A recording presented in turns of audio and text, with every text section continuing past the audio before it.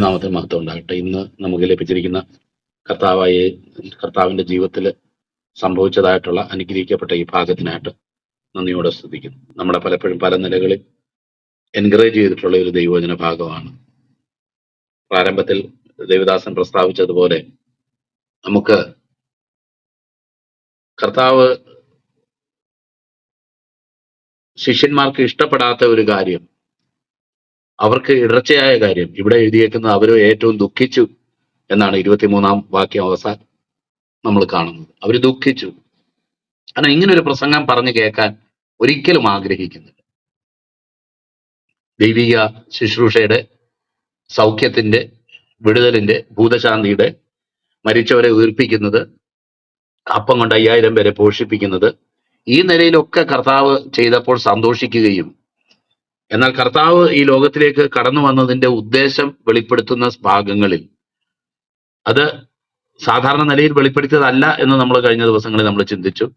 കർത്താവിന്റെ മഹത്വം അവർക്ക് വെളിപ്പെട്ടതിനനുസരിച്ച് തന്നെയാണ് എങ്ങനെയാണ് ഈ കർത്താവിന്റെ പ്രവർത്തന പദ്ധതി എന്നുള്ളത് അവർക്ക് വെളിപ്പെടുത്തി കൊടുത്തത് എന്നുള്ളത് നമുക്ക് വളരെ വ്യക്തമായിട്ട് നമുക്ക് കാണാനായിട്ട് കഴിയും. എങ്ങനെയാണ് അത് അവർക്ക് വെളിപ്പെട്ടത്?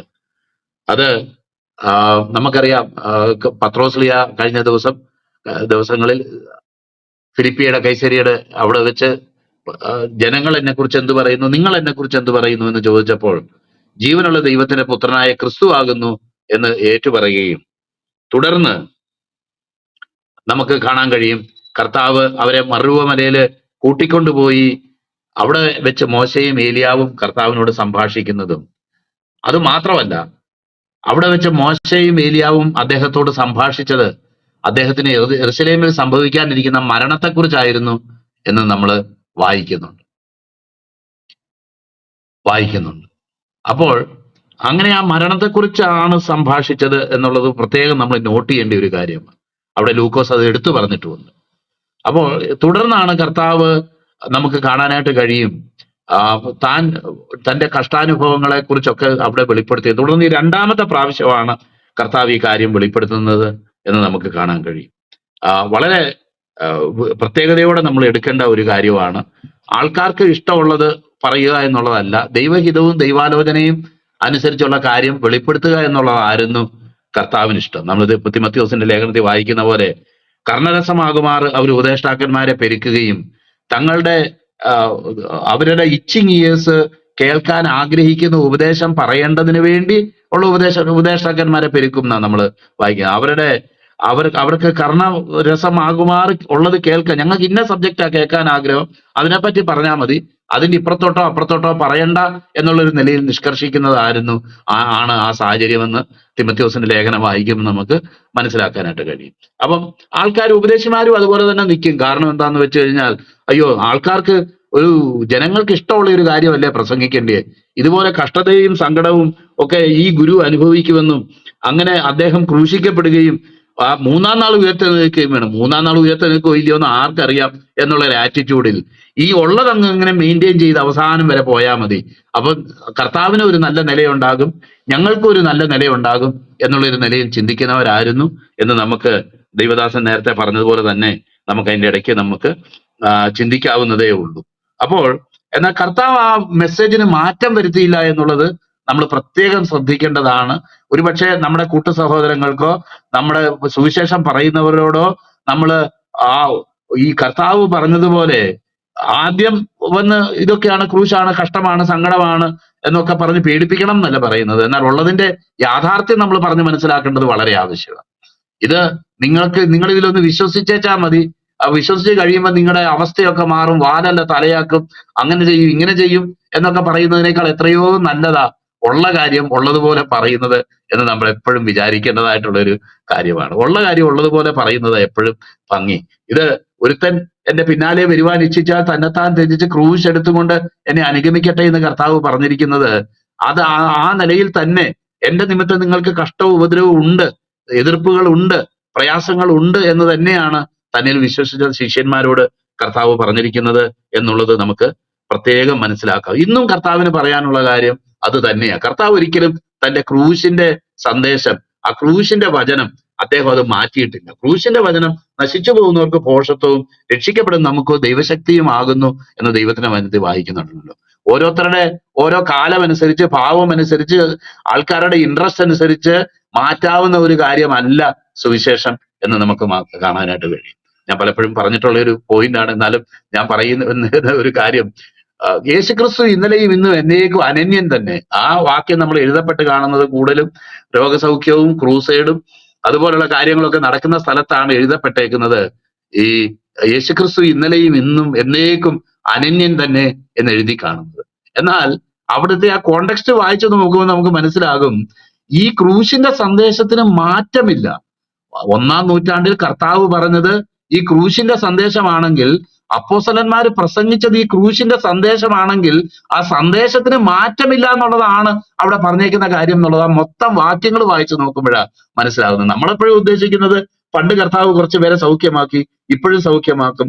അതുപോലെ പണ്ട് കർത്താവ് കുറച്ചു പേരെ ഒക്കെ കുറെ അത്ഭുതങ്ങളും അടയാളങ്ങളും ഒക്കെ ചെയ്തു. പ്രാഥമികമായിട്ടുള്ള സുവിശേഷത്തിന്റെ പ്രാഥമികമായ കാര്യം എന്ന് പറയുന്നത് അത്ഭുതമോ അടയാളമോ രോഗസൗഖ്യമോ അല്ല, അത് ക്രൂശിന്റെ സന്ദേശമാണ്. ദൈവപുത്രൻ നമ്മുടെ പാപങ്ങൾക്ക് വേണ്ടി മരിപ്പാനിരിക്കുന്നു, അല്ലെങ്കിൽ മരിച്ചു എന്നുള്ളതാണ് അതിലെ കാതലായിട്ടുള്ള വിഷയമെന്നും, ഈ ലോകത്തിൽ കർത്താവിൽ വിശ്വസിക്കുന്ന ഒരു വ്യക്തിക്ക് അത്തരമുള്ള എതിർപ്പുകളും പ്രതിസന്ധികളും നേരിടേണ്ടി വരും എന്നുള്ളത് തന്നെയാണ് ആ സന്ദേശം. അല്ലാതെ നമ്മൾ ആഗ്രഹിക്കുന്ന പോലുള്ള ചില കാര്യങ്ങൾ കർത്താവ് ചെയ്തിട്ടുണ്ട്, അത് ഇന്നും കർത്താവ് ചെയ്യും എന്നുള്ള ഒരു അർത്ഥത്തിൽ അതിനെ എടുക്കാതിരിക്കുന്നതാ നമ്മുടെ ക്രിസ്തീയ ജീവിതത്തിനും നമ്മുടെ സന്തോഷത്തിനും നല്ലത്. കാരണം നമ്മൾ വിചാരിക്കാത്ത പല കാര്യങ്ങളും നമ്മുടെ ജീവിതത്തിൽ ചിലപ്പോൾ നടന്നു വരും. അപ്പൊ അതിനോടൊക്കെ താതാത്മ്യം പ്രാപിക്കണമെങ്കിൽ നിങ്ങൾക്ക് കഷ്ടങ്ങൾ ഉണ്ട് എങ്കിലും ധൈര്യപ്പെടുവാൻ ഞാൻ ലോകത്തെ ജയിച്ചിരിക്കുന്നു എന്ന് പറഞ്ഞ കർത്താവിന്റെ വചനം, ആ ക്രൂശിന്റെ നിഴലിൽ തന്നെ നമ്മൾ മുന്നോട്ട് പോകുന്നതാണ് ഏറ്റവും അഭികാമ്യം എന്ന് നമുക്ക് ചിന്തിക്കാനായിട്ട് കഴിയും. നോക്കിയാട്ടെ, അവിടെ തുടർന്ന് നമ്മൾ അങ്ങനെയാണ് അവര് ഏറ്റവും ദുഃഖിക്കാനുള്ള കാരണം എന്താ? നമുക്കറിയാം, ഒരു വീണ്ടെടുപ്പിന് വേണ്ടി, പാപത്തിൽ നിന്നുള്ള വിടുതലിന് വേണ്ടി കാത്തിരിക്കുന്നവരാണെങ്കിൽ നിശ്ചയമായിട്ടും എത്ര ക്ലോസ് ആയിരുന്നാലും കർത്താവിന് സംഭവിച്ച കാര്യങ്ങളാൽ നമ്മളാണ് ഇതെല്ലാം അറിയാവുന്നവരെന്ന് അഭിമാനിക്കുന്ന നമ്മളാണ് ആ സ്ഥാനത്തെങ്കിലും കർത്താവിന്റെ ആ കഷ്ടാനുഭവങ്ങൾ കണ്ടു നിൽക്കാൻ നമുക്ക് കഴിയത്തില്ല. മാനുഷികമായിട്ട് ദുഃഖം ഉണ്ടാകും. ഇപ്പം പോലും നമ്മൾ കർത്താവിന്റെ മേശയുടെ സമയത്തോ ദൈവസ്നേഹത്തെ പറ്റി പറയുമ്പോഴോ ഒക്കെ നമ്മൾ തകർന്നു പോകും, നമ്മൾ കരഞ്ഞു പോകും. കാരണം എന്താന്ന് വെച്ച് കഴിഞ്ഞാൽ അതുപോലുള്ള ഒരു മാനുഷികമായിട്ടുള്ള വികാരങ്ങൾ നമുക്കുള്ളത് കൊണ്ടാണ് നമ്മൾ തകർന്നു പോകുന്നത്. എങ്കിലും കർത്താവ് പറഞ്ഞതുപോലെ ഒരു പ്രസവിപ്പാറായ സ്ത്രീ വളരെ വേദനപ്പെടുന്നുണ്ടെങ്കിലും അവൾ പ്രസവിച്ചു കഴിയുമ്പോൾ അവൾ സന്തോഷിക്കുന്നു. ഈ ലോകത്തിലേക്ക് ഒരു കുഞ്ഞ് ജനിക്കുകയും ആ കുഞ്ഞിനെ ഓർത്ത് അവൾ സന്തോഷിക്കുന്നു എന്ന് പറഞ്ഞതുപോലെ തന്നെയാ കർത്താവും നമ്മളെ കുറിച്ച് വചനത്തിൽ നമ്മൾ വായിക്കുന്നുണ്ട്. തന്റെ മുന്നിൽ വെച്ചിരിക്കുന്ന അപമാനം അലക്ഷ്യമാക്കി ക്രൂശിനെ സന്തോഷമോർത്ത് അപമാനം അലക്ഷ്യമാക്കി ക്രൂശിനെ സഹിക്കുകയും ദൈവസിംഹാസനത്തിന്റെ വലതുഭാഗത്ത് ഇരിക്കുകയും ചെയ്തു എന്ന് നമ്മൾ കർത്താവിനെ കുറിച്ച് നമ്മൾ വായിക്കുന്നു. അപ്പം നമുക്ക് വേണ്ടി കർത്താവ് വെച്ചേക്കുന്ന പാത ഇതേ ക്രൂശിന്റെ പാതയാണെന്ന് കർത്താവ് ഓൾറെഡി വെളിപ്പെടുത്തി കഴിഞ്ഞു. കഴിഞ്ഞ ദിവസങ്ങളിൽ തന്നെ ആ മറുവ മലയില് ആ 16-ാം അധ്യായം അവസാനം നമ്മൾ വായിക്കുന്നുണ്ട്. തന്റെ ക്രൂശ് എടുത്ത് അനുഗമിക്കുകയാണ് വേണം. ഒരുവൻ സർവ്വലോകവും നേടിയാലും തന്റെ ആത്മാവിനെ നഷ്ടപ്പെടുത്തിയാൽ എന്ത് പ്രയോജനം എന്ന് പറയാനായിട്ട് ഇടയായിട്ട് തീർന്നു. പ്രിയപ്പെട്ടവരെ, ട്രെൻഡ് അനുസരിച്ചും സീസൺ അനുസരിച്ചും മറ്റു പല ആൾക്കാരുടെ ആഗ്രഹങ്ങൾ അനുസരിച്ചും ഉള്ള ഒരു പ്രസംഗമല്ല ഒരു ദൈവഭക്തൻ പ്രസംഗിക്കേണ്ടത്. കർത്താവ് അതല്ല പ്രസംഗിച്ചത്, പൗലോസ് അതല്ല പ്രസംഗിച്ചത്. പൗലോസ് പ്രസംഗിച്ച പ്രസംഗത്തിൽ ഒരു ഇത്തിരി മാറ്റം വരുത്തിയിരുന്നെങ്കിൽ ഒരുപക്ഷെ പൗലോസ് സഹിച്ച കഷ്ടമൊന്നും സഹിക്കേണ്ടി വരികയില്ലായിരുന്നു.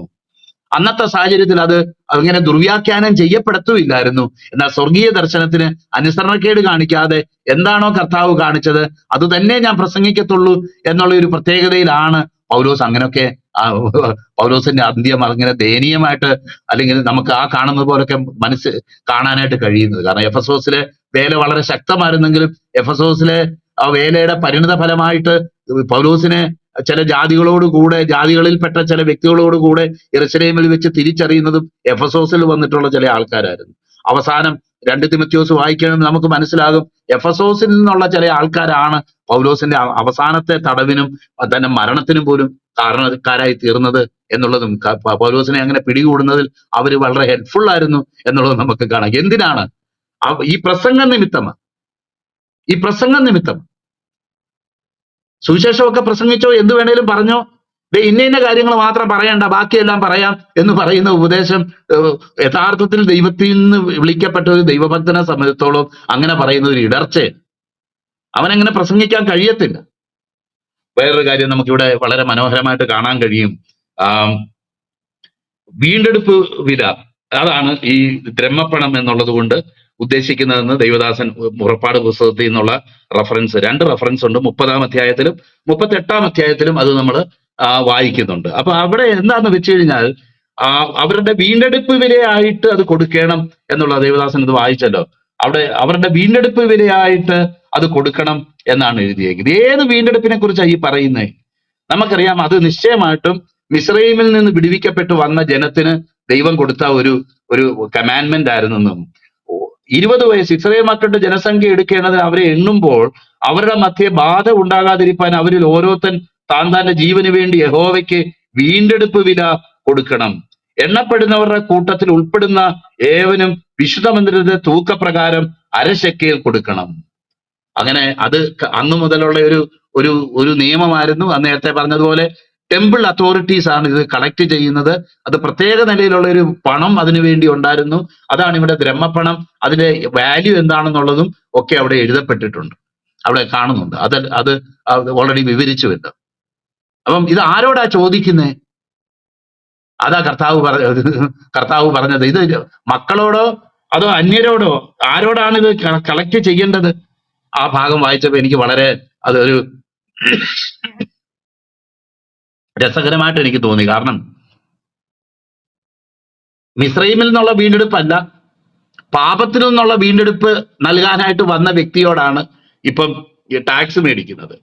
അത് അരശക്കേലും 3/4 ശക്കേലും 1 ശക്കേലും ഒന്നും അല്ല കൊടുത്തേക്കുന്നത്. ഈ പറഞ്ഞ പോലെ ചതുർദ്രഹ്മയല്ല കൊടുത്തേക്കുന്നത്. ഒരു ചതുർദ്രഹ്മ പണം കിട്ടും, അത് എനിക്ക് നിനക്ക് വേണ്ടി കൊടുക്കാന്ന് പറഞ്ഞ പോലെ രണ്ടുപേർക്കും കൂടെ കൊടുക്കാൻ തക്കവണ്ണമുള്ള ഒരു വാല്യൂ അല്ല കൊടുത്തത്. ദൈവത്തിന്റെ വചനത്തിൽ വായിക്കുന്ന പോലെ നമ്മളെ വീണ്ടെടുത്തിരിക്കുന്നത് പൊന്ന്, വെള്ളി മുതലായ അഴിഞ്ഞു പോകുന്ന വസ്തുക്കളെ കൊണ്ടല്ല, ക്രിസ്തു എന്ന നിർദോഷവും നിഷ്കളങ്കവുമായ കുഞ്ഞാടിന്റെ രക്തത്താൽ അത്ര എന്ന് പറയുന്നത് പോലെ ഈ സ്വന്തം ജീവൻ മറുവിലയായി കൊടുക്കാൻ, രക്തം മറുവിലയായി കൊടുക്കാനായിട്ട് വന്ന സ്വർഗീയ രാജാവിന്റെ പുത്രനോടാണ് ഇത് ചോദിക്കുന്നത്. അവിടെ നമ്മളെ ഒരു കോൺട്രാസ്റ്റ് ഇതൊന്ന് ചിന്തിച്ചു നോക്കുമ്പോൾ വളരെ നമുക്കത് അത്ഭുതകരമായിട്ട് തോന്നും. അവര് വന്ന് ചോദിക്കുക, എന്നാൽ അവർ ചോദിച്ചതിൽ തെറ്റുണ്ടെന്നൊന്നും അല്ല പറയുന്നത്, അതിനെ അവരെ കുറ്റപ്പെടുത്താനൊന്നും അല്ല പറയുന്നത്. അത് അവരുടെ പതിവായിരുന്നു, അത് അവർ കളക്ട് ചെയ്യുന്നതായിരുന്നു. എന്നാൽ ആ ഒരു സ്ഥാനത്ത് വെച്ച് ഓൾറെഡി കർത്താവ് തന്റെ മരണത്തെക്കുറിച്ചും അടക്കത്തെക്കുറിച്ചും പുനരുത്ഥാനത്തെക്കുറിച്ചും താൻ അനുഭവിക്കുന്ന കഷ്ടങ്ങളെക്കുറിച്ചും പറഞ്ഞുകൊണ്ടിരിക്കുന്ന ഒരു സമയത്താണ് ഇതാ ഇതിൽ നിന്ന്, ഈ ഒരു അവസ്ഥയിൽ നിന്ന് അല്ലെങ്കിൽ ഇങ്ങനെ ഉള്ള ഈ ടാക്സ് മേടിക്കുന്നവര് അവിടെ വരുന്നത്. മിസ്രയീമിൽ അവർ അടിമകളായിരുന്നു. അവര് പലപ്പോഴും ഏറ്റു പറയേണ്ടതുപോലെ ഞങ്ങളുടെ പിതാവായ അബ്രഹാം ഒരു ദേശാന്തരിയായ അരാമ്യനായിരുന്നു എന്നൊക്കെ അവര് പറയുന്ന പോലെ അവരുടെ പൂർവ്വകാലങ്ങളൊക്കെ അങ്ങനെയാണ്. എന്നാൽ ഭൗതികമായിട്ടുള്ള ഒരു അടിമത്തത്തിൽ നിന്നാണ് അവർ മിസ്രയീമിൽ നിന്ന് വിടുവിക്കപ്പെട്ടത്. യഥാർത്ഥത്തിൽ ദൈവം അവരെ കൊണ്ടുപോകാൻ ആഗ്രഹിച്ചത് ആത്മീയമായ അടിമത്തത്തിൽ നിന്നാണ് ദൈവം അവരെ വിടുവിക്കാനായിട്ട് ആഗ്രഹിച്ചത്. അപ്പോൾ അങ്ങനെ ഈ ലോകത്തിലേക്ക് അവതരിച്ച് സ്വന്തം ജീവൻ മറുവിലയായി കൊടുക്കാൻ വന്ന കർത്താവിനോടാണ് ഇവര് വന്ന് പറയുന്നത്, നിങ്ങളുടെ ഗുരു ദ്രഹ്മപ്പണം കൊടുക്കുന്നില്ലയോ, അല്ലെങ്കിൽ ഈ നികുതി ടെമ്പിൾ ടാക്സ് കൊടുക്കുന്നില്ലയോ? കാരണം ടെമ്പിളിലെ പല കാര്യങ്ങൾ നടക്കാനും അതിന്റെ മെയിൻ്റനൻസിനും അതിന്റെ മറ്റു പല കാര്യങ്ങൾക്കും ഒക്കെ വേണ്ടി ഈ ടെമ്പിൾ ടാക്സ് ആവശ്യമാണ്. അതിന്റെ ബാക്കി മറ്റുള്ള കാര്യങ്ങൾ കർത്താവിന്റെ ദാസൻ നേരത്തെ തന്നെ വിവരിച്ചല്ലോ. നോക്കിയാട്ടെ, അപ്പോൾ ഗുരു ദ്രഹ്മപ്പണം കൊടുക്കുന്നില്ലയോ, പത്രോസിന്റെ അടുക്കൽ വന്ന് കൊടുക്കുന്നില്ലയോ? ഉവ് എന്ന് അവൻ പറഞ്ഞു. ഒരുപക്ഷെ അത് കർത്താവിനോട് ചോദിക്കാതെ തന്നെ സമ്മതിച്ചത് കൊണ്ടായിരിക്കാം ഉവ് എന്ന് പറഞ്ഞപ്പോ കർത്താവ് അവനോട് ഒരു ചോദ്യം ചോദിക്കാനായിട്ട് ഇടയായിട്ട് തീരുന്നത്. പലപ്പോഴും കർത്താവ് പല കാര്യങ്ങൾക്കും എതിരല്ല. നമുക്കറിയാമല്ലോ, ഇപ്പൊ നമ്മൾ ഈ ഭാഗം വായിക്കുമ്പോൾ തന്നെ അവർക്ക് ഇടർച്ച വരുത്താതിരിക്കേണ്ടതിന് കൊടുക്ക എന്ന് പറയുന്നത് നമുക്ക് കാണാനായിട്ട് കഴിയും. എന്നാൽ കർത്താവ് ചിലർക്കൊക്കെ ഇടർച്ച വരുത്തിയില്ലേ? നമ്മൾ നേരത്തെ തൊട്ടു മുന്നത്തെ അധ്യായത്തിൽ നമ്മൾ വായിക്കുന്നുണ്ട്. അവിടെ നമ്മൾ, എനിക്ക് തോന്നുന്നത് 15-ാം അധ്യായം 12-ാം വാക്യം, അവിടെ പരീശന്മാർ ഇടറിപ്പോയി എന്ന് നിങ്ങൾ അറിയുന്നില്ലയോ എന്ന 15-ാം അധ്യായം 12-ാം വാക്യം വായിച്ചത് അങ്ങനെയാ. അപ്പോൾ ശിഷ്യന്മാർ അടുക്ക വന്ന് പരീശന്മാർ ഈ വാക്ക് കേട്ട് ഇടറിപ്പോയി എന്ന് അറിയുന്നുവോ എന്ന് കർത്താവിനോട് ചോദിച്ചു. അവർ ഇടറിപ്പോയി, ലിറ്ററലായിട്ട് ഇടറിപ്പോയി. ശബ്ദത്തിനെ കുറിച്ചുള്ളതായിരുന്നു അവരുടെ പ്രധാന തർക്ക വിഷയം. പല സമയത്തായിട്ട് കർത്താവ് അവരെ എക്സ്പോസ് ചെയ്തു. ചുങ്കക്കാരുടെയും പാപികളുടെയും സ്നേഹിതനെന്ന് അവൻ അദ്ദേഹത്തെ വിളിച്ചപ്പം ഒരു ഒരു ഒരു വിരുന്നിന് വെച്ച് വിളിച്ചപ്പോൾ അവിടെ വെച്ച് അവരെ എക്സ്പോസ് ചെയ്തു. അവര് അവരുടെ ഉദ്ദേശവും അവരുടെ ഇന്റർപ്രിട്ടേഷനും ഒന്നും ശരിയല്ല എന്ന് കർത്താവ് പറഞ്ഞു. കർത്താവ് ചിലയിടത്ത് അത് വളരെ ശക്തമായിട്ട് അത് എടുത്തു കാണിക്കുകയും ചില സ്ഥലത്ത് അത് എടുത്തു കാണിക്കാതിരിക്കുകയും ചെയ്തത് എന്താണെന്ന് നമ്മൾ ഈ ഭാഗം വായിക്കുമ്പോൾ പെട്ടെന്ന് നമ്മൾ ചിന്തിച്ചു. അല്ലെ, ചിലയിടത്ത് തൊട്ടു മുന്നേ അല്ലേ വായിച്ച അവർ ഇടറിപ്പോയതിൽ കർത്താവിന് ഒരു വിഷമവും ഇല്ല. പിന്നെയും അവർക്ക് ഇടർച്ച വരുത്തുന്നതായിട്ട് തന്നെയാ നമുക്ക് കാണാനായിട്ട് കഴിയും. നമുക്കറിയാമല്ലോ, ആ ഭാഗം നമ്മൾ ചിന്തിക്കുമ്പോൾ നമുക്ക് കാണാൻ കഴിയും. അവിടെ പറയുന്നത് ഈ ദൈവത്തിന്റെ നിയമത്തോട് മറ്റു പല ഹ്യൂമണായിട്ടുള്ള ഇന്റർപ്രിറ്റേഷൻ വ്യാഖ്യാനങ്ങളും കൂടെ കൂട്ടിച്ചേർത്ത് ദൈവത്തിന്റെ വചനത്തെ ദുർബലമാക്കി കളഞ്ഞ ഒരു സാഹചര്യം. നിങ്ങളുടെ പാരമ്പര്യങ്ങൾ വെച്ച് ദൈവത്തിന്റെ വചനത്തെ നിങ്ങൾ ദുർബലമാക്കി കളഞ്ഞു എന്നുള്ള ഭാഗത്ത് അത് വായിക്കും. അതാണ് കർത്താവ് അതിനെ എതിർക്കാനുള്ള കാരണം ദൈവത്തിന്റെ വചനവും വചനത്തിന്റെ വ്യാഖ്യാനവും ദൈവം ഉദ്ദേശിച്ച ഉദ്ദേശത്തിലേക്ക് എത്താതെ അത് ആ ഒരു നിലവാരത്തിൽ അതിനെ കാണാതെ, മറിച്ച് അതിനോടുകൂടെ പൊടിപ്പും തൊങ്ങലും കൂട്ടിച്ചേർത്ത് ഈ ഈ ഒബ്സർവൻസസ് എല്ലാം ഈ പറയുന്ന പോലുള്ള ഈ നിഷ്ഠകളെല്ലാം കൃത്യമായിട്ട് പാലിക്കുക. അതൊക്കെ അതിന്റെയൊക്കെ ഭൗതികമായിട്ടുള്ള അവസ്ഥകളും നിലവാരങ്ങളും ഒക്കെ പിന്നെയും പിന്നെയും വിശകലനം ചെയ്ത് അതിനെ അങ്ങ് മാക്സിമൈസ് ചെയ്യാനായിട്ട് ശ്രമിക്കുക. എന്നാൽ അതിന്റെ സാരാംശം, അതിന്റെ സത്ത വിട്ടുകളയുക.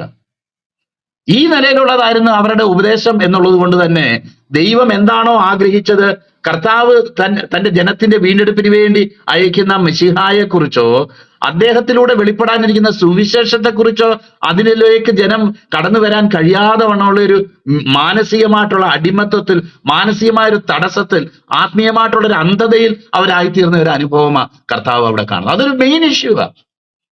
ആ ഒരു മെയിൻ ഇഷ്യൂവിനെ സംബന്ധിച്ചിടത്തോളം കർത്താവ് അതിനെ നിശിതമായിട്ട് വിമർശിച്ചു. അവരിടറിപ്പോയതിൽ സന്തോഷിച്ചു എന്ന് മാത്രമല്ല, ആ ഒരു കാര്യത്തെ സംബന്ധിച്ചിടത്തോളം അത് പറയേണ്ട കാര്യമാണ്, പറയേണ്ടതുപോലെ തന്നെ കർത്താവ് പറഞ്ഞു എന്നുള്ളത് കാണും.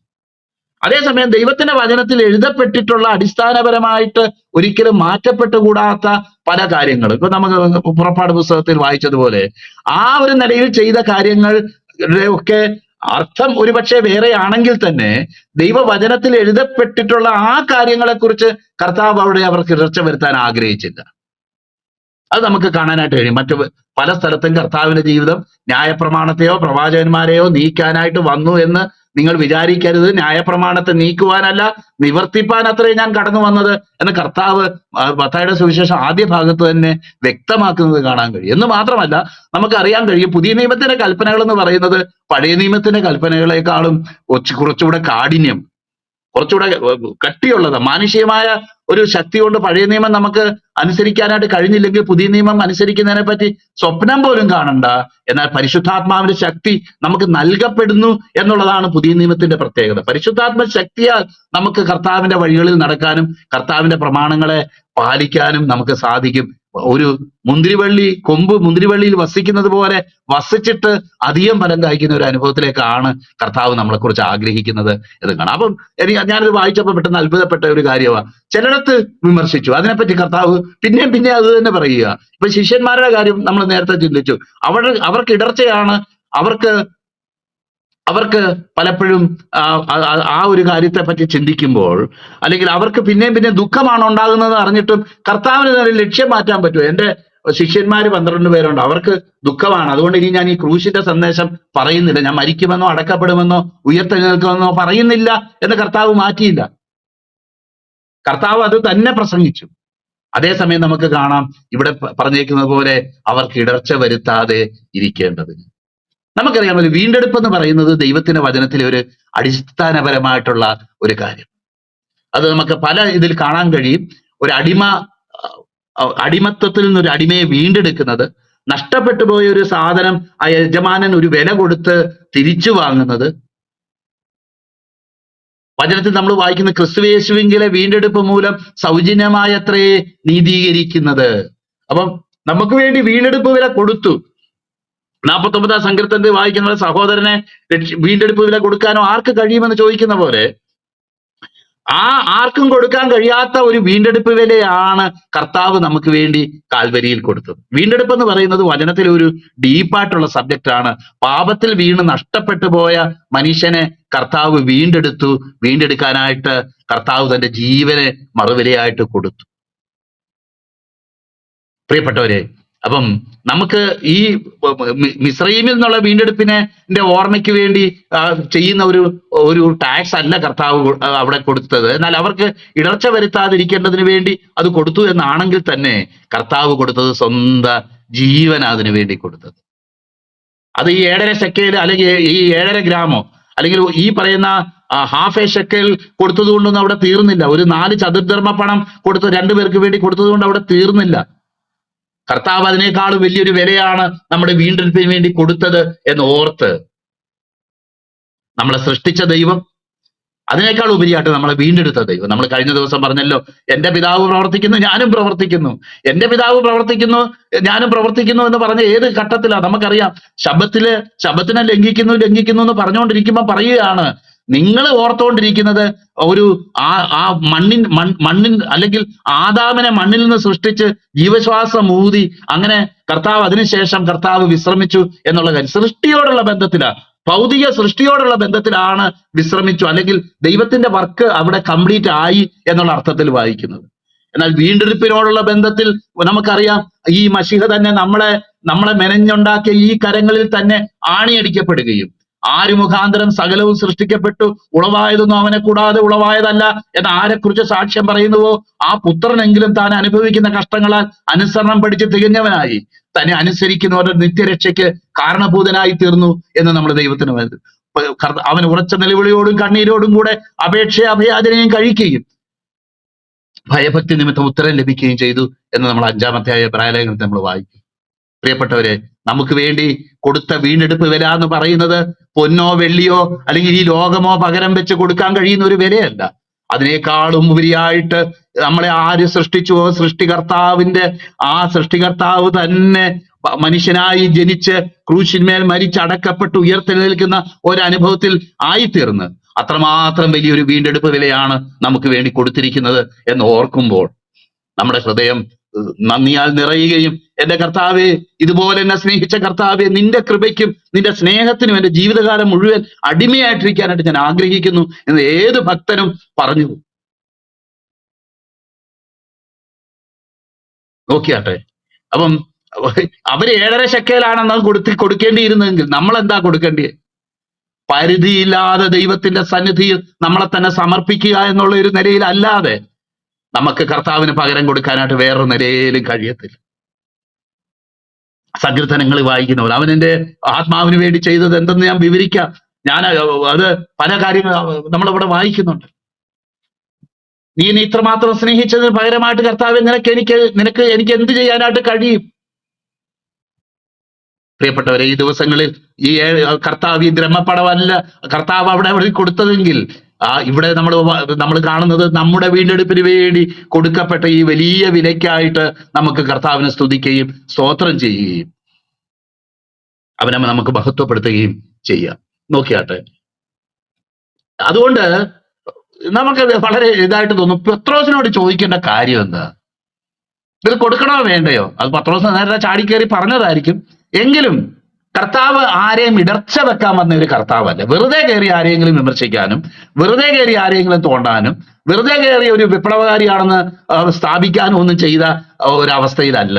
എതിർക്കപ്പെടേണ്ട കാര്യങ്ങളിൽ ദൈവത്തിന്റെ വചനത്തിൽ കൂട്ടുചേർക്കുകയും ദൈവത്തിന്റെ വചനത്തോട് അതിനെ അഡൾട്രേറ്റ് ചെയ്ത് അതിനെ തെറ്റായ നിലയിൽ വ്യാഖ്യാനിച്ച് കൊണ്ടുപോകുന്ന ഒരു അനുഭവത്തെ കർത്താവ് വിമർശിച്ചെങ്കിൽ ദൈവവചനത്തിൽ നിന്ന് എഴുതപ്പെട്ടിട്ടുള്ളതും അതിന് മാറ്റം വരാതിരിക്കുന്നതിനും അത് അപ്രകാരം കൊടുത്തില്ല എങ്കിൽ ആ ഇടറിപ്പോകുന്ന ആൾക്കാരെ കുറിച്ചും, അത് ശരി, ശബ്ബത്ത് ആചരിക്കുന്നില്ല, ഇപ്പം നോക്ക്, ടെമ്പിൾ ടാക്സും കൊടുക്കുന്നില്ല, അതിന്റെ മെയിൻ്റനൻസിനും കാര്യത്തിനും ഒക്കെ വേണ്ടി ഏതൊരു യഹൂദനും കൊടുക്കുന്ന ഒരു കാര്യം അതുപോലും കൊടുക്കുന്നത്, അത് മാൻഡേറ്ററി അല്ലായിരുന്നു, വേണമെങ്കിൽ കൊടുക്കണ്ട, എഴുതി വിട്ടുകൊണ്ട് കൊടുക്കണമെന്ന്, എന്നാൽ തന്നെ അത് പിടിച്ചു വാങ്ങുന്ന ഒരു സംഭവം അല്ലായിരുന്നു.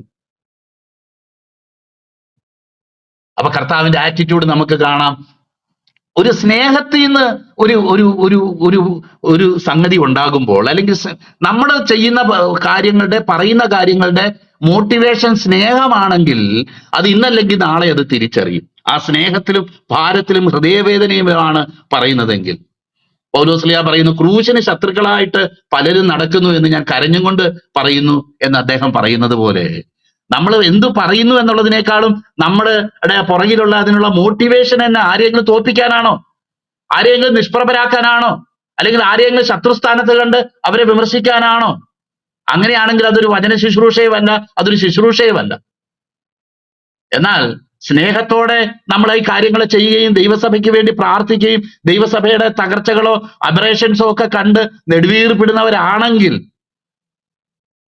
അത് ചിലപ്പം പറഞ്ഞാൽ ഇന്നല്ലെങ്കിൽ നാളെ അത് എഫക്റ്റീവായിട്ട് തീരാനായിട്ട് സാധ്യതയുണ്ട്. അത് സാധ്യതയുണ്ട്. കാരണം അങ്ങനെ ഒരു അനുഭവത്തെ അവിടെ നമ്മൾ കാണുകയാണ്. പത്രോസിയായോട് ചോദിക്കുക, എന്റെ മോനെ ആരാ കൊടുക്കേണ്ടേ? അവിടെ പറഞ്ഞു, അത് മക്കളൊന്നും അല്ല കൊടുക്കേണ്ടേ, അന്യരാ കൊടുക്കേണ്ടേ. എങ്കിലും അവർക്ക് ഇടർച്ച വരുത്താതിരിക്കേണ്ടതിന് വേണ്ടി നമ്മൾ അത് കൊടുക്കുക. നമുക്കറിയാമല്ലോ എത്ര അത്ഭുതകരമായിട്ടാ അവിടെ കർത്താവ് പറയുന്നത്. അദ്ദേഹത്തിന്റെ കയ്യിൽ അന്നേരം പൈസ ഇല്ല. നമ്മുടെ വിചാരം ഈ വലിയ ക്രൂസൈഡൊക്കെ നടത്തി ഇഷ്ടം പോലെ കാശൊക്കെ സമ്പാദിച്ച് കർത്താവ് ഇങ്ങനെ പോകുകയായിരുന്നു എന്നാണ് നമ്മുടെ പലപ്പോഴും വിചാരം. എന്നാൽ അങ്ങനെയല്ല, കർത്താവ് അത് അങ്ങനെയല്ല ചെയ്തത്. എന്ന് മാത്രമല്ല, എത്ര കൃത്യമായിട്ടാ കർത്താവ് തന്റെ പ്രവചനമെന്ന് പറഞ്ഞു കഴിഞ്ഞാൽ സത്യത്തിൽ കർത്താവിന്റെ മുന്നറിവാ. ഈ കർത്താവിന്റെ മുന്നറിവിനെയാണ് പ്രവചനം എന്ന് വായിക്കുന്നത്. അത് പല നിലകളിൽ നമുക്കത് കാണാനായിട്ട് കഴിയും. ആനിമേറ്റ് ആയിട്ടുള്ള കാര്യങ്ങളെ കുറിച്ച് കർത്താവ് പല കാര്യങ്ങളും, ജീവനുള്ള ഇതെ കുറിച്ച് അല്ലെങ്കിൽ മനുഷ്യരെ കുറിച്ച് കർത്താവ് പറഞ്ഞിട്ടുള്ള കാര്യങ്ങളുണ്ട്. മറ്റ് ആ ദൈവ സ്വരൂപത്തിൽ സൃഷ്ടിക്കപ്പെട്ടിട്ടില്ലാത്തത് ജീവനുള്ളതുമായിട്ടുള്ള കാര്യങ്ങളെ കുറിച്ച് ഉള്ള കാര്യങ്ങൾ നമ്മൾ വായിക്കുന്നുണ്ട്. ഇന്നാനിമേറ്റ് ആയിട്ടുള്ള കാര്യങ്ങൾ അല്ലെങ്കിൽ പർവ്വതങ്ങളെ കുറിച്ചോ ജീവനില്ലാത്ത ഇതിനെ കുറിച്ചോ അവസ്ഥകളെ കുറിച്ചോ ഒക്കെ കർത്താവ് പറഞ്ഞിട്ടുണ്ട്. ഇവരോടൊക്കെ ദൈവത്തിന്റെ ആത്മാവ് ഇടപെടുമ്പോൾ കർത്താവിന്റെ മുന്നറിവിന്റെ അടിസ്ഥാനത്തിൽ കർത്താവ് ഇവയെക്കുറിച്ചൊക്കെ ചില കാര്യങ്ങൾ പറയുമ്പോൾ അത് വ്യത്യസ്തതയുള്ളതാണെന്നും കൂടെ ചിന്തിക്കണം. കല്ലിനോടും മലയോടും കൂടെ പറയുന്നത് പോലെ അല്ല മനുഷ്യനോട് പറഞ്ഞിട്ടുള്ളത്. അത് വിവേചിക്കാനായിട്ട് നമുക്ക് കഴിയാതെ വരുമ്പോഴാണ് ദൈവത്തിന്റെ ആ സോവർണിറ്റി, ദൈവത്തിന്റെ പരമാധികാരം മനസ്സിലാക്കുന്നതിൽ നമ്മൾ പരാജയപ്പെട്ടു പോകുന്നത്. ഓ, കർത്താവ് ഇങ്ങനെയൊക്കെ പറഞ്ഞു. അപ്പം പർവ്വതങ്ങളോടോ അല്ലെങ്കിൽ മൃഗങ്ങളോടോ ഒക്കെ ഇടപെടുന്നത് പോലല്ല കർത്താവ് മനുഷ്യനോട് ഇടപെടുന്നത്. പല ആൾക്കാർക്കും ഇന്ന് വളരെ ചിന്തിക്കുകയും ഇടർച്ചയും നമ്മുടെ ഈ ദിവസങ്ങളിൽ ക്ലബ് ഹൗസിൽ ചർച്ചയായിരിക്കുകയും ചെയ്യുന്ന ഒരു കാര്യമാണല്ലോ ഈ പറഞ്ഞുകൊണ്ടിരിക്കുന്നത്. അതിൽ ഞാൻ പറയാനായിട്ട് ഇത്ര മാത്രമേ ആഗ്രഹിക്കുന്നുള്ളൂ. ഇതിനെപ്പറ്റിയൊക്കെ പറയുന്ന ഭാഗങ്ങൾ എടുത്തൊന്ന് വായിക്കുക. അവിടെ കർത്താവിന്റെ മുന്നറിവും മുൻനിർണയവും ഒക്കെ നടപ്പാക്കുകയും അത് സകലത്തിലും നന്മയ്ക്കായി കൂടി വ്യാപരിപ്പിക്കുകയും ചെയ്യുന്നതൊക്കെ ആർക്ക് വേണ്ടിയാണ് എന്നുള്ളത് നമ്മൾ അവിടെ വായിക്കണം. ദൈവത്തെ സ്നേഹിക്കുന്നവർക്ക്, നിർണയപ്രകാരം വിളിക്കപ്പെട്ടവർക്ക്. എന്തിനാ ഈ രണ്ട് കണ്ടീഷൻ അവിടെ പറഞ്ഞേക്കുന്നത്? ദൈവത്തിന്റെ പരമാധികാരം ഇല്ലേ? ദൈവത്തിന് ഇതങ്ങ് എൻഫോഴ്സ് ചെയ്യരുതോ? അങ്ങനെയല്ല അവിടെ പറഞ്ഞേക്കുന്നത്. ദൈവത്തെ സ്നേഹിക്കുന്നവർക്ക്, ദൈവത്തെ നിർണയപ്രകാരം വിളിക്കപ്പെട്ടവർക്ക് സകലവും നന്മയ്ക്കായിട്ട് കൂടി വ്യാപരിക്കുന്നു എന്നാ അവിടെ പറഞ്ഞേ. നോക്കിയാട്ടെ. അപ്പം അതുപോലെ തന്നെ എഫേസ്യർ എന്ന ലേഖനം നമ്മൾ വായിക്കുമ്പോൾ ദൈവം മുന്നറിഞ്ഞ് മുൻനിയമിച്ചു. എന്നാൽ അതിന്റെയൊക്കെ കാരണമായിട്ട് പറയുന്നത് അവൻ സ്നേഹത്തിൽ നമ്മളെ മുൻനിയമിച്ചു, സ്നേഹത്തിൽ നമ്മളെ അദ്ദേഹം മുന്നറിഞ്ഞ് മുൻനിയമിച്ചു എന്നുള്ളത് നമ്മളെ കുറിച്ച് വായിക്കുന്നത്. അപ്പം കർത്താവ് നമ്മളോട് ബന്ധപ്പെട്ടിരിക്കുന്നത് സ്നേഹത്തിലാണ്. ആ സ്നേഹത്തിൽ ദൈവം നമുക്ക് വേണ്ടി ചില പദ്ധതികൾ ഒരുക്കിയിട്ടുണ്ട്. ദൈവത്തിന്റെ സ്നേഹത്തോട് റെസ്പോണ്ട് ചെയ്യുകയും ദൈവത്തിന്റെ സ്നേഹത്തെ അംഗീകരിക്കുകയും ചെയ്യുന്ന വ്യക്തികൾക്ക് അത് മനസ്സിലാകുകയും ചെയ്യും. യാതൊരു സംശയവുമില്ല. അവരുടെ നന്മയ്ക്കായിട്ട്, ആത്യന്തിക നന്മയ്ക്കായിട്ട്, അവരുടെ ആത്മീയ നന്മയ്ക്കായിട്ട് തന്നെ അത് വ്യാപരിക്കും. എന്നാൽ ദൈവം മനുഷ്യനെ സ്നേഹിക്കുന്നില്ലെന്നും ദൈവം മനുഷ്യൻ അംഗീകരിച്ചാലും അംഗീകരിച്ചില്ലെങ്കിലും ഒരു മെഷീനെ പോലെ മെക്കാനിക്കലായിട്ട് ദൈവം ഇതിനെയൊക്കെ അങ്ങ് കീഴ്പ്പെടുത്തിക്കോളും എന്നൊരു ചിന്താഗതി വരുമ്പോഴാണ് ആ തിയോളജി തെറ്റിപ്പോകുന്നത്. അത് മാത്രമേ എടുത്തു പറയുന്നുള്ളൂ, അല്ലാതെ അവരെ ആരെയും മോശക്കാരായിട്ടൊന്നും പറയുകയല്ല. അവിടെ ഒരു ചെറിയൊരു സ്പെല്ലിംഗ് മിസ്റ്റേക്ക് ഉണ്ട്. അപ്പൊ നമുക്കിവിടെ കാണാം, ഒരു മീനിന്റെ ഉള്ളിൽ ഇരിക്കുന്ന ഈ പീസ് ഓഫ് സിൽവർ, അതിനെ എടുത്ത് നിനക്കും എനിക്കും വേണ്ടി ആദ്യം പിടിക്കുന്ന മീനിനെ, കൃത്യമായിട്ടാ കർത്താവ് പറയുന്നത്, നീ കടലിലേക്ക് പോക, ചൂണ്ടലിടുക. അപ്പൊ ചൂണ്ടയിടുന്ന പരിപാടി അന്നേ ഉണ്ടായിരുന്നു. ചൂണ്ടയിട്ടിട്ട് കിട്ടുന്ന മീന്റെ വായിൽ നിന്ന് ആ ദ്രഹ്മപ്പണം എടുത്തിട്ട്, ചതുർദ്രഹ്മപ്പണം എടുത്തിട്ട് എനിക്കും നിനക്കും വേണ്ടി കൊടുക്ക എന്നവിടെ എഴുതിയിരിക്കുന്നത് നമുക്ക് കാണാനായിട്ട് കഴിയും. അതിന്റെ വായ് തുറക്കുമ്പോൾ ഒരു ചതുരഭ്രമപ്പണം കാണും, അത് എനിക്കും നിനക്കും വേണ്ടി കൊടുക്ക. സർവജ്ഞാനിയായ കർത്താവ്, സകലത്തിന് മേലും അധികാരമുള്ള കർത്താവ്, സകലത്തെയും നിയന്ത്രിക്കുന്നവൻ, എന്നാൽ തന്റെ മക്കളെ തന്റെ സ്വരൂപത്തിന് സാദൃശ്യത്തിന് സൃഷ്ടിച്ച് അവരെ യേശുക്രിസ്തുവിന്റെ അതേ സ്വരൂപത്തോട് അനുരൂപരാക്കുവാനായിട്ട് ആഗ്രഹിക്കുന്ന കർത്താവ്, അവരെ കേവലം പ്രോഗ്രാം ചെയ്തു വെച്ച ചില പാവകളെ പോലല്ല, അവരെ സ്വാതന്ത്ര്യമുള്ളവരായിട്ടും തങ്ങളുടെ സ്വാതന്ത്ര്യത്തിൽ ദൈവത്തെ സ്നേഹിച്ച് കർത്താവിന്റെ സ്നേഹത്തെ മനസ്സിലാക്കി തന്നെത്താൻ ദൈവസന്നിധി സമർപ്പിക്കുന്നവരായിട്ടും തീരാനായിട്ട് ആഗ്രഹിക്കുന്നവനായ ദൈവം, തന്റെ മുന്നറിവും മുൻനിർണയവും നടപ്പാക്കുമ്പം ജീവനില്ലാത്തതും അത് ദൈവത്തിന്റെ ഛായയിൽ സൃഷ്ടിക്കപ്പെടാത്തതുമായ ചില ജീവികളെ പോലെയോ അല്ലെങ്കിൽ അചേതന വസ്തുക്കളെ പോലെയോ അല്ല മനുഷ്യനോട് ഡീൽ ചെയ്യാനായിട്ട് ദൈവം ആഗ്രഹിക്കുന്നത്. പ്രിയപ്പെട്ടവരെ, ഇത് സത്യം ഒന്ന് മനസ്സിലാക്കിയിരുന്നെങ്കിൽ എന്ന് ഞാൻ ഹൃദയത്തിൽ ആഗ്രഹിക്കുക, അല്ലാതെ ആരെയും വിമർശിക്കാനല്ല. ഈ സത്യം ഒന്ന് മനസ്സിലാക്കിയിരുന്നെങ്കിൽ.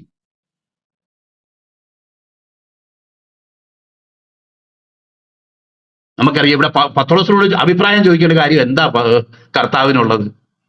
പത്രോസ് അഭിപ്രായം പറഞ്ഞിട്ട് തന്നെ നടക്കുകയില്ല. കർത്താവ് അതുപോലെ പലരോടും ചില അത്ഭുതങ്ങളും അടയാളങ്ങളും ഒക്കെ ചെയ്യുമ്പോൾ സംസാരിക്കുകയും അവരുടെ അഭിപ്രായം കൂടെ ആരായുകയും ചെയ്യുന്നു. സോദോമിനെയും ഗൊമോറയും നശിപ്പിക്കാനായിട്ട് പോവുക. എന്റെ സ്നേഹിതനായ ഈ അബ്രഹാമിനോട് പറയാതെ ഞാനത് ചെയ്യുമോ എന്ന് അവിടെ ചോദിക്കുക. ഈ അബ്രഹാമിനോട് പറഞ്ഞില്ലെങ്കിൽ അബ്രഹാം ആരാ? അദ്ദേഹത്തോട് കൺസൾട്ട് ചെയ്യേണ്ട കാര്യം എന്താ? തന്റെ രാജ്യത്തെക്കുറിച്ചും തന്റെ സുവിശേഷത്തെക്കുറിച്ചും പറയുമ്പോൾ നിന്റെ നാമം മഹിമപ്പെടണമേ, നിന്റെ രാജ്യം വരണമേ, നിന്റെ ഇഷ്ടം സ്വർഗത്തിലെ പോലെ ഭൂമിയിലും ആകണമേ എന്ന് പ്രാർത്ഥിക്കാൻ എന്തിനാ പഠിപ്പിച്ചത്? ഇത് പ്രാർത്ഥിച്ചില്ലെങ്കിൽ ദൈവത്തിന് മഹത്വമില്ലേ? ദൈവത്തിന്റെ രാജ്യം വരികയല്ലേ? ദൈവത്തിന്റെ ഇഷ്ടം നടക്കത്തില്ലേ? അങ്ങനെ ഒരു സോവറിൻ ഗോഡിനെ അല്ലേ നമ്മൾ ആരാധിക്കുന്നേ?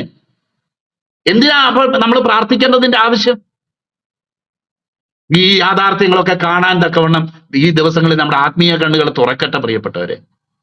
നോക്കിയാട്ടെ, കർത്താവ് അത് മുൻകൂട്ടി കണ്ട് ആ കാര്യത്തെ അത് കണ്ടിട്ട് ആ ബ്രഹ്മപ്പണം എടുത്ത് നമ്മൾ ഇടർച്ച വരുത്താനല്ല വന്നേക്കുന്നത്.